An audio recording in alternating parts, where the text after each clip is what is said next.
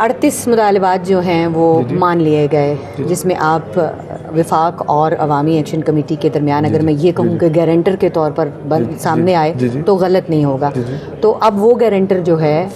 وہ اب جو ہے وہ قائد ایوان ہے، وزیر اعظم ہے. تو وزیر اعظم راٹھور جو ہے ان مطالبات کے پر عمل درآمد کو یقینی کیسے بنائے گا؟ کچھ اعلانات بھی کیے ہیں آپ نے اپنی پہلی تقریر میں. دیکھیے یہ تو وہ اعلانات تھے جو ایک بیسک عام آدمی کے ساتھ کچھ زندگی سے جڑے ہوئے تھے جی، لیکن ان اعلانات کا مقصد بھی کیا تھا کہ لوگوں کو یہ سمجھانا تھا کہ اب عام آدمی کی بات ہوگی. دیکھیے مطالبات بہت حد تک جائز بھی ہیں، اور میں نے پہلے کہا کہ مطالبات آج کے نہیں ہیں، کئی پچھلے عرصے سے چلے آ رہے ہیں، کچھ تازے بھی ہیں. تو اب چونکہ میں ان کے ساتھ بات چیت رابطے میں بھی رہا ہوں اور بے شمار ان کے ڈاکومنٹس پہ میرے سگنیچر بھی ہیں، تو اب مجھ پہ بھی یہ ذمہ داری زیادہ بنتی ہے کہ میں ان معاملات پر جس کے پیچھے عوامی قوت بھی تھی اور اس میں ہم گارنٹر بھی ہیں، تو اس کو عمل درآمد کرانے کے لیے آج چیف ایگزیکٹو ہونے کی حیثیت سے میں زیادہ مضبوط حیثیت سے اپنا کردار ادا کروں. ایک کمیٹی بنی ہے، اس کمیٹی کے پاس کون کون سا جو ہے وہ مینڈیٹ گیا ہے کہ یہ چیزیں جو ہے کمیٹی ڈیسائیڈ کرے گی، باقی تو تسلیم ہو گئی، اب صرف ان پر عمل درآمد ہونا ہے؟ جو چیزیں تسلیم ہو گئیں ان پہ عمل درآمد کچھ جو زیادہ وفاقی حکومت نے کرنا ہے، کچھ ہماری ریاستی حکومت نے کرنا ہے، اور کچھ معاملات جو ہیں وہ آئینی ترمیم کے ذریعے ہونے ہیں جس پہ ابھی کنسنسس نہیں بن سکا. مہاجرین کی نشستوں کا معاملہ کنسنسس نہیں بن سکا. اسی کنسنسس نہ بننے کی وجہ سے اس کے لیے کمیٹی تشکیل دی گئی جو تمام اسپیکٹس پہ بات بھی کرے گی، ڈیلیبریشن بھی کرے گی، بیٹھے گی بھی. اس کے لیے بھی ایک ٹائم فریم رکھا گیا ہے. ایک اعتماد کا فقدان تھا جس کی وجہ سے کچھ چیزیں ایسی تھیں کہ جب آغاز میں ہماری ان کے ساتھ بات چیت ہو رہی تھی تو مطالبات 2-3 تھے، 2-3 سے 8 پہ گئے، 8 سے 38 پہ چلے گئے. 38 سے زیادہ بھی کچھ مطالبات مانے ہیں، کیونکہ کئی لوگ تو تنقید یہ بھی کر رہے ہیں کہ وہ 38 نہیں مان رہے تھے پہلے، پھر 48 منوا کے چلے. جی بالکل، چیزیں تو اس سے زیادہ بھی ہوئیں اور شاید آئندہ بھی ہو جائے، لیکن ان کو ایڈریس تو ہم نہیں کرنا ہے نا جی. بات تو عوام کے حقوق کی ہے. اچھا، ایک آخری شق جو ہے اس معاہدہ جس کی ہم بات کر رہے ہیں اس کے اندر یہ لکھا ہوا ہے کہ وہ تمام معاملات جو کہ کمیٹی میں ڈسکس ہوں گے وہ اب جو ہے کمیٹی کے اندر ہی ڈسکس ہوں گے، اس کے لیے سڑکوں پہ نہیں آیا جائے گا، اس کے لیے واویلا نہیں کیا جائے گا. لیکن عوامی ایکشن کمیٹی اس کو میٹ نہیں کر رہی ہے، تو اس کے اوپر آپ کیا کہیں گے، کس طرح سے اس کو ڈیل کر رہے ہیں؟ دیکھیے بالکل اس میں بالکل ہی شک ہے کہ ان کو سڑکوں پہ نہیں لایا جائے گا، اور مجھے یقین ہے کہ عوامی ایکشن کمیٹی جس طرح حکومت کی طرف سے یا حکومت پاکستان کی طرف سے یا ریاستی حکومت کی طرف سے یہ ایک عہد آپ بار بار دیکھ رہی ہیں، یہ عہد کوئی ایک وہ شخص کر رہا ہے جو اس وقت ریاست کے منصب پر فائز ہے، اور ایسے منصب پر بیٹھ کے اس طرح کے الفاظ ادا کرنا اتنا آسان نہیں ہوتا. لیکن میں الفاظ اسی وجہ سے ادا کر رہا ہوں کہ میری ایک سوچ ہے کہ میں یہ کروں گا. تو میرے خیال میں ایکشن کمیٹی کے اندر بھی جو لوگ بیٹھے ہیں انہیں بھی اس چیز کی سمجھ ہوگی بھی اور ہے بھی شاید کہ وہ اب بات چیت اور دیگر معاملات کو اس کمیٹی کے اندر ہی بیٹھ کر طے کریں گے، اور سڑکوں پہ میرے خیال میں ابھی نہیں آئیں گے. مارچ اپریل میں ایک نئی تحریک کی بات ہو رہی ہے، اور اگر ایسی کوئی تحریک ہوتی ہے تو کیا صلح صفائی سے بات کریں گے، بات چیت سے حل کریں گے، یا پھر جو فورس نظر آئے گی ہمیں کہیں؟ دیکھیے میں قطعاً اس حق میں نہیں ہوں کہ عوامی قوت کو فورس یا زور کی بنیاد پر روکا نہیں جا سکتا. دونوں اطراف میں لوگ اپنے ہی ہوتے ہیں. ہم پوری کوشش کرتے بھی رہے ہیں اور آئندہ بھی کریں گے کہ جو کہ پیپلز پارٹی کی سوچ ہے کہ ڈائلاگ کی بنیاد پر بات چیت کے ذریعے بیٹھ کر چیزوں کو حل کیا جائے. وزیر اعظم صاحب ڈائلاگ پر یقین رکھتے ہیں اور چاہتے ہیں کہ مذاکرات کے ذریعے جو ہے وہ معاملات کو، چاہے وہ عوامی ایکشن کمیٹی ہو یا چاہے وہ پارلیمان میں بیٹھی ہوئی دیگر جماعتیں ہوں، ان سے حل کر لیا جائے. راجہ فیصل راٹھور صاحب، آپ کو نون لیگ نے بڑا سپورٹ کیا ہے، ووٹ دیا ہے، بلکہ وہ کہہ رہے تھے کہ ووٹ نہیں دیا، شو آف ہینڈ کیا ہے، تو کہیں آپ ان کو ہینڈ تو نہیں کرا دیں گے یا پھر جو ہے ان کے ساتھ مل کر چلیں گے؟ پاور شیئرنگ کا کوئی فارمولہ طے ہوا ہے ابھی تک؟ دیکھیے ہم تو سچی بات ہے، میں نے اسمبلی کے فلور پر بھی وزیر اعظم پاکستان محمد شہباز شریف کا شکریہ ادا کیا، ان کی پارلیمانی پارٹی کا شکریہ ادا کیا، چونکہ انہوں نے ہمیں اس عدم اعتماد کی تحریک میں ووٹ دیا ہے. اور یہ خواہش ہماری پارٹی کی قیادت کی بھی تھی کہ جس طرح وفاق میں ہم ان کے ساتھ کولیشن میں ہیں، حکومت کا حصہ نہیں ہے، وہ ہمیں ووٹ دیں. اور اگر وہ حکومت کے اندر کوئی شراکت کا فارمولہ طے بھی کرتے تو شاید اس پہ بھی بات چیت ہو سکتی تھی. تو یقیناً ہم نے کبھی بھی اپوزیشن کو نہ دیوار سے لگایا ہے نہ لگانے کی کوشش کریں گے، لیکن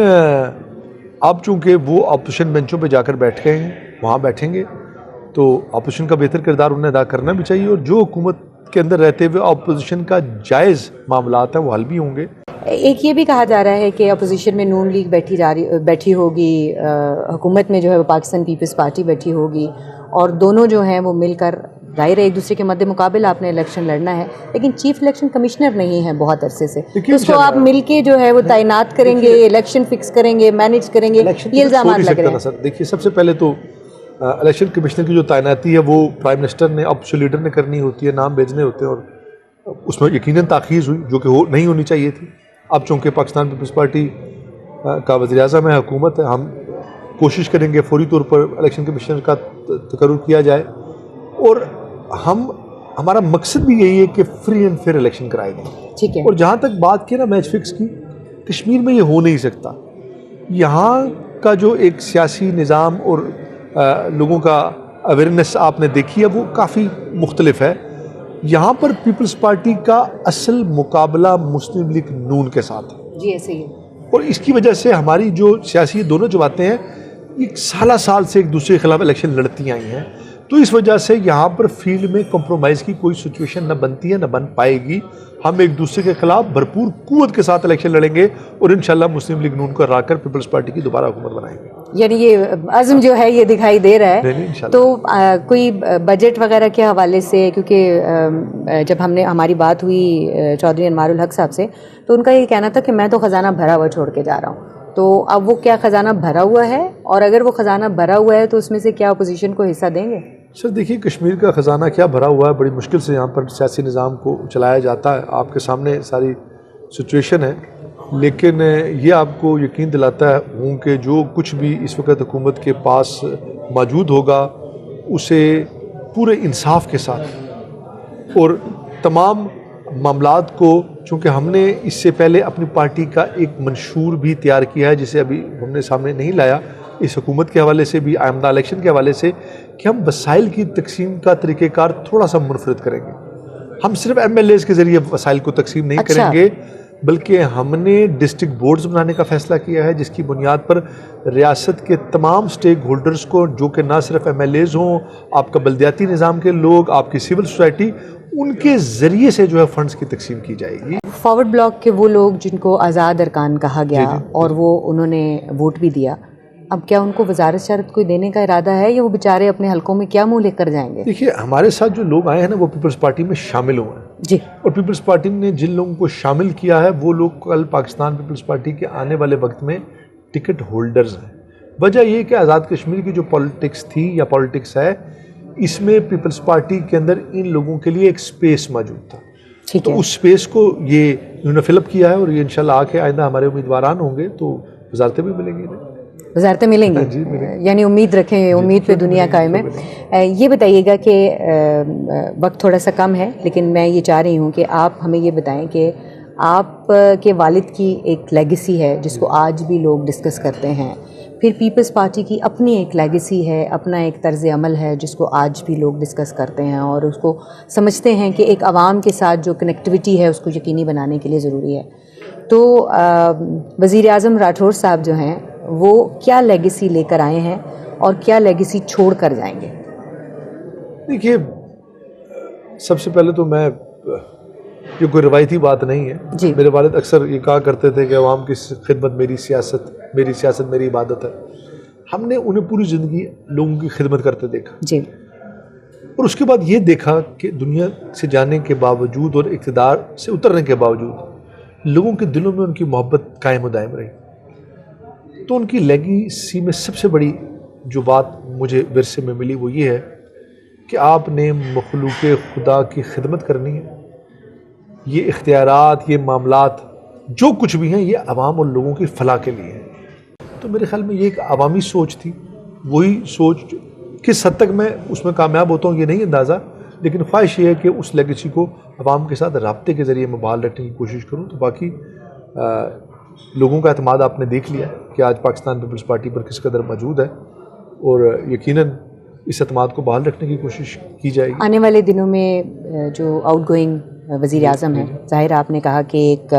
رواداری اور ایک طریقہ کار، ایک جو جمہوری اقدار ہیں ان کا خیال رکھتے ہوئے جو ہے وہ آپ کی دونوں کی تقاریر میں وہ جھلک رہا تھا، لیکن جو قرارداد تھی اس میں وہ جو انتشاری طرز عمل اور اس طرح کے الفاظ استعمال کیے گئے، یہ کس کا مشورہ تھا؟ دیکھیے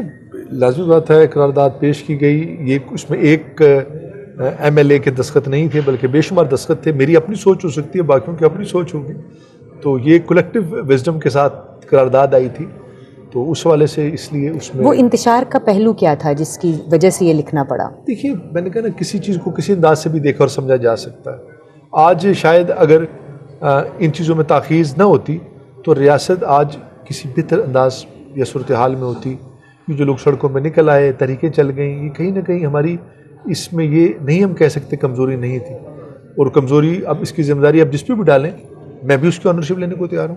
لیکن یہ ذمہ داری اس حکومت کی تھی، اور چیف ایگزیکٹو جو ہے وہ بیسکلی فیصلے، جیسے میں نے کہا نا، پالیسی میکنگ 11 لوگ نہیں کرتے تھے، تو اختیار ان کو تھا۔ تو ایک قرارداد تھی جو اس ایک پارٹی کی طرف سے آئی ہے، اور اس میں یقیناً ایک میری سوچ شاید اس سے مختلف ضرور ہو سکتی ہے، لیکن ایک کولیکٹیو سوچ تھی۔ آخری سوال کہ